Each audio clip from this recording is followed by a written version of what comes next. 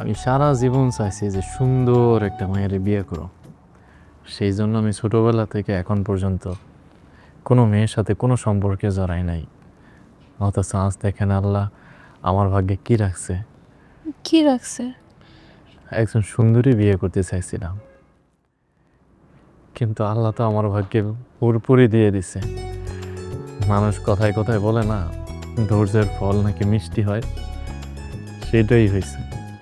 আচ্ছা, আপনার একটা কথা জিগাই। আরে, অনুমতি চাইতেছেন কেন? আপনি আমার বিবাহিত স্ত্রী, আমার বউ। আপনার এখন সব কিছুতে অধিকার আছে। জিজ্ঞাসা করেন না, কি জিজ্ঞাসা করতে চান? আপনার কাছে একটা মানুষের বাইরের সৌন্দর্যটা বেশি গুরুত্বপূর্ণ, নাকি একটা মানুষ মনের দিক থেকে কতটা সুন্দর ওইটা গুরুত্বপূর্ণ? তা হবে কেন?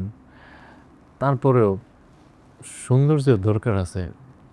দেখেন না, মানুষ আর যাই হোক, সবাই বলে, সবাই করেও, এই যে সুন্দরের পূজারি, সব মানুষই সুন্দরের পূজারি।